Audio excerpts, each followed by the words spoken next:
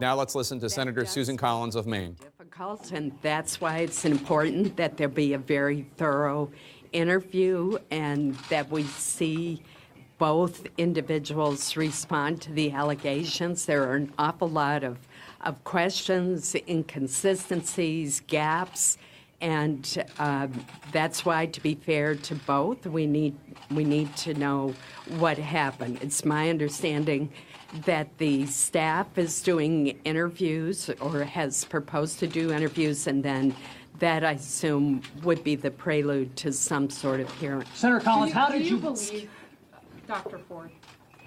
I don't know enough about Dr. Ford and her allegations yet to reach that kind of judgment. That's why having the opportunity to observe her being questioned, read a transcript or and a deposition and make that kind of assessment is so important. Obviously, if Judge Kavanaugh has lied about what happened, that would be disqualifying. Senator Collins, you spoke to him on the phone the other day. What did you say? What did you say in that part of the conversation? I'm going to answer this one last question. Last week, the Judiciary Committee staff informed me of this letter. I read the letter. At that point, we had no idea who had sent it. And I noticed the date of the letter and wondered why the information had not been released long ago.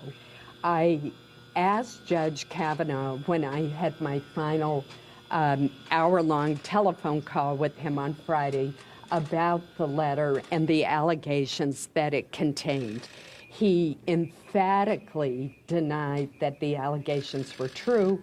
He said that he had never acted that way, not only with this unnamed accuser, but with any woman. He was absolutely emphatic about that. And if this is just a he said, she said, if this turns into just a he said, she said, how do you make this decision? Well, that's why it's so important that we have testimony under oath with a lot of questions asked of both of them. Should the FBI play a role here? Thank you.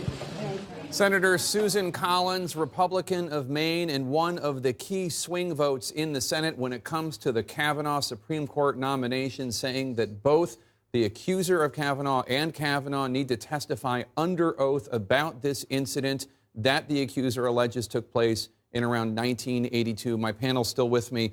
Susan Collins seems to have an open mind, wants to know what she says, wants to know what he says. Your reaction?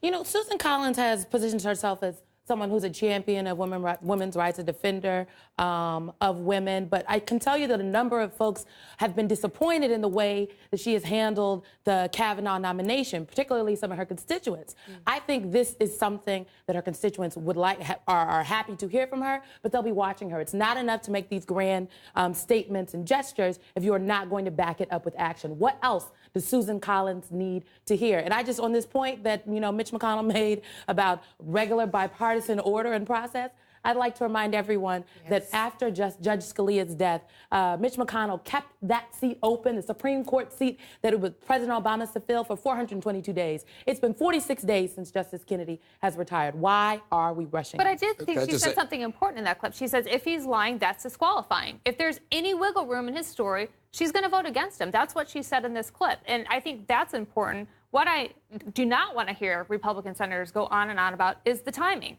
It's up to the woman who makes the accusation to determine the timing that goes public.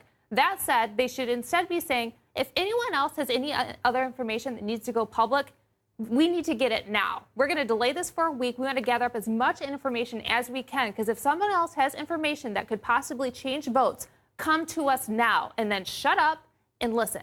And just to be clear, I'm going to come right to you, but the timing is that in July, Dr. Ford, the professor, told both her Congresswoman, Anna Eshoo, and her Senator, Dianne Feinstein, and also told the Washington Post about what had happened to her, but was not prepared at that point to come forward, and in fact was not prepared until yesterday afternoon, and that's when the Washington Post broke the story. I mean, I'm with Susan Collins. I think Mitch McConnell does a real disservice to turn this into some kind of partisan fight. And whether Senator Feinstein could have acted differently in terms of sharing the letter with others or trying to persuade Dr. Ford to come forward is now totally irrelevant. And I think Susan Collins' attitude is the right one. And Republicans from the White House through the Senate, senators, in my opinion, should stop playing partisan games and say, let's try to find out the truth. The one thing I would add is I'm not so sure we won't learn. I mean, they'll both testify under oath. They'll be pushed on various details and so forth. There are others. This other man who's Mark Judge, who denies it. He says it didn't happen. But okay, let's see him testify. Let's see him talk about that. And then there may be others who have contemporaneous evidence that would at least shed some light. So let's have a serious proceeding. I think Susan Collins' tone was right. I think Mitch McConnell really did a disservice to Judge Kavanaugh, whom I'm told, incidentally, urged the White House very strongly to take the tone they did take this morning with Kellyanne Conway to say, look, we cannot, this is not true. Kavanaugh says to all of his friends, this is absolutely false. I never behaved this way, but we need to treat this respectfully and and let the hearing go forward. And there is a possibility, Angela, I just want to say that we don't ever find out more beyond the testimony of these two individuals, both of whom may prove to be completely credibly saying what they think is the truth. Mm-hmm. And it's possible that there is no contemporaneous individual who remembers her, because Professor Ford has already said she didn't tell anybody until I think 6 years ago in marital therapy. She finally said this, that she went decades without telling anybody. As you note, that's not so uncommon with survivors of sexual assault. We might be in this exact same place in a week or two with two individuals and basically, I hate to say the cliche, but basically he said, she said. Yeah, and I think one legal standard, at least in criminal cases, is a standard of reasonable doubt. And right now there's reasonable doubt, at least against Judge Kavanaugh, and a reason why he should not go forward. I think the other thing that we should continue to press for are the red state Democrats to speak up, to be brave for what they know is right. If partisanship was not at an all-time high, and if we weren't having these turf wars, I think a number of people would be able to say, you know what, there have been enough things that have happened in Kavanaugh's proceedings for me to be uncomfortable. And this, again, is the tip of the iceberg, but we cannot continue to proceed and just ram this vote down the American people's throats. I think the final point I would make is this is a midterm election, and it's already very hot. So I wish they would. You wish they would what? I wish they would continue down this same road, knowing that this man is this potentially compromised. It is very, very bad. It's in bad form. It's in poor taste. A reason why we might need to. Yeah, I mean, but what if you game that out and say he withdraws and they nominate Amy Coney Barrett, who's beloved by conservatives, and that becomes a midterm election issue, and then we're in this box. I mean, I can see a scenario where Republicans decide to abandon him and say, we're going to bet big on judges again. It paid off for Republicans in the 2016 election. Let's go for it. You got to be kidding. I mean, it's helped Republicans to have nominated someone who has to be withdrawn. If he gets toxic, it's not going to.